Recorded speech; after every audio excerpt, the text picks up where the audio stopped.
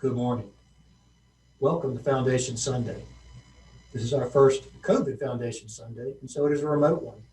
I appreciate Robert giving us a minute to tell you a little bit about what the St. Luke's Episcopal Church Foundation has been doing in the last year. A lot of great things that we've accomplished. I'd love to share it all in detail, but there's not enough time for that. After this church service, we're going to do a Zoom session, and we'll share some more detail about it, so please join us for that. I do want to make an announcement and congratulate our two new board members. Jennifer McKinney and Lori Van Wallendale have joined us as board members this year to replace Barbara Perry and Harrison Latimer, who will both be sorely missed, but who are off the board after their several years of wonderful service. We'll miss them, but we wish them well. The St. Luke's Foundation shares a wonderful tradition with St. Luke's Parish in trying to reach out to the community and around the world to help others to do good works. We hope that providing our grants, we can multiply the impact of that contribution and help it to grow and continue to bring new and better things to people, both in our community and the far corners of this earth. What I'd like to do today is let you hear from a few of those folks that we've helped in the last year, and a couple comments from Barbara as she leaves our board about what it meant for her to be part of St. Luke's Foundation. First, we're going to hear from Stephen Domo from the Anglican Diocese of Harare in Zimbabwe. Did you know that Harare, when it was colonized by the British, was named Fort Salisbury?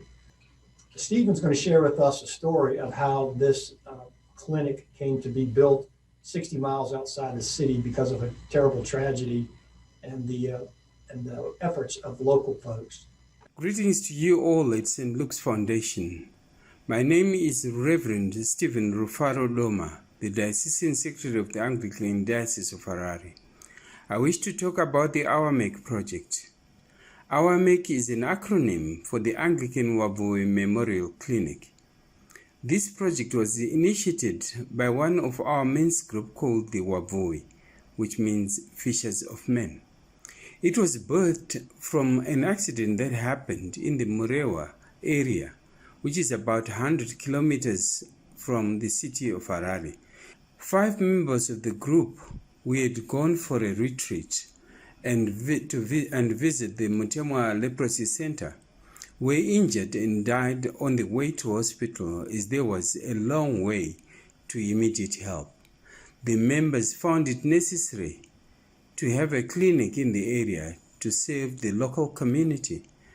We managed to put the building in place, but because of the economic hardship and the economic climate prevailing in the country over the past years, inflation ran to double and triple digits, as the world all over knows. Funding became scarce as people were concentrating more on their livelihood.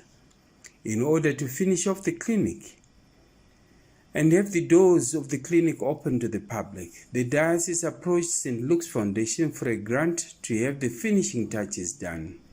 We thank St. Luke's Foundation for the grant of $30,000, which will go some way towards the opening of the clinic.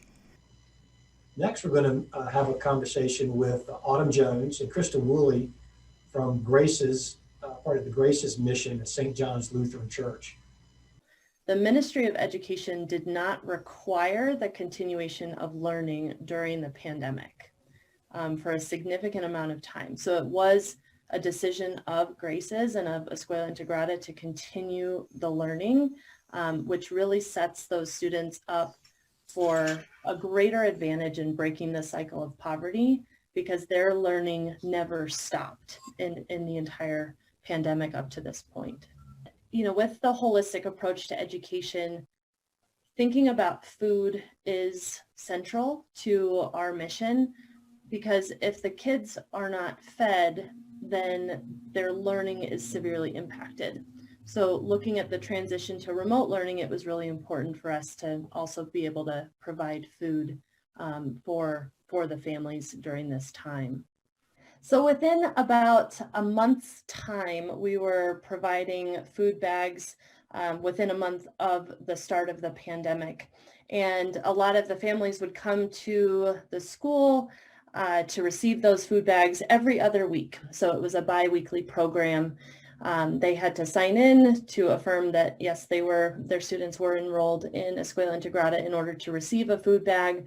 But the teachers would actually show up to prepare those food bags, as well as a couple of volunteers. There's an extensive waiting list every year for people who are wanting to send their kids to Escela Integrada.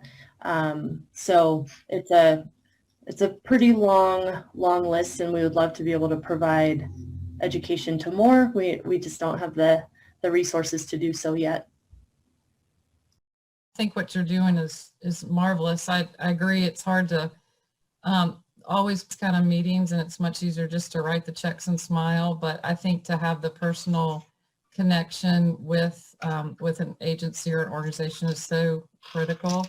I know that Luke sort of got you all involved when he took his trips, and I think Autumn will probably say the same thing I do, is taking a trip will get you involved and keep you involved, and will keep these kids in your prayers and thoughts and worries and everything from the day you take your trip until the day you die. Rowan Helping Ministries is going to share a brief message of thanks for the money we gave them this year to help with the COVID crisis in the community and to fund a new position for them to help people find homes once they're ready to get out on their own.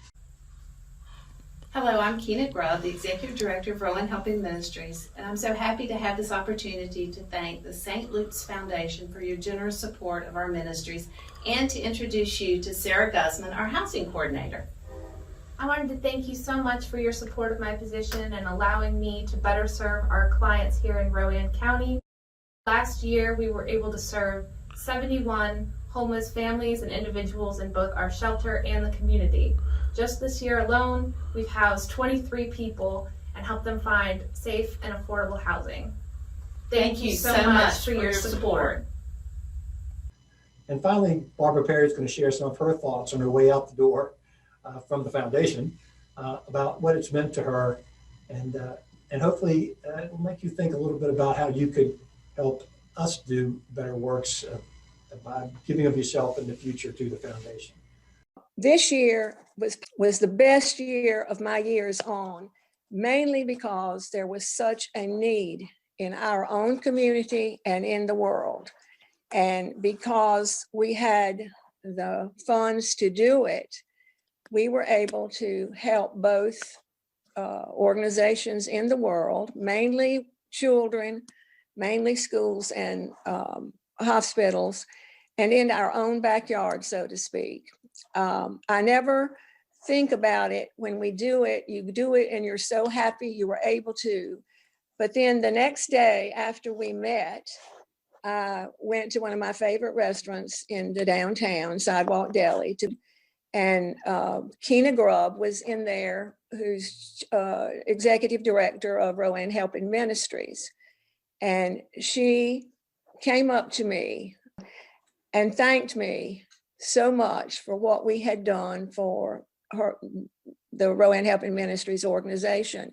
We had given money to help pay a worker they had hired to find housing, affordable housing for people who were able to move out of the shelter and into a home. They had proven themselves.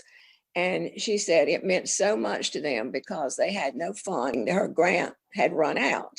I received 2 telephone calls and from organization leaders that we had funded, and one in tears thanking us for what we had done to help their organization.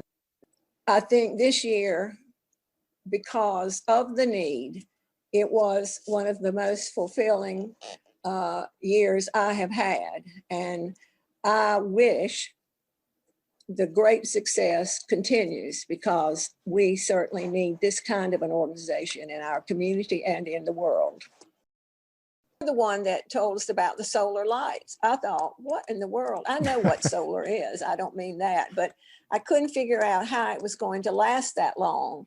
And you looked it up, looked the company up, and that turned out to be one of my favorites because I really could see people using the light. I like light, and that's every time I hear the verse, "Let there be light," I feel like we did cause there to be light somewhere. Wow, that was great. I appreciated those folks taking their time to send us those messages, heartfelt and appreciated, and it helps us to feel even better about something we already feel good about doing and giving these grants out on a twice-a-year basis. Please join us after the church service for our Zoom meeting. We'd like to hear from you. We'd love to answer your questions, and we can tell you a little bit more in detail about some of these projects that we showed while the other folks were speaking. So thanks again for your time, and we hope to talk to you soon.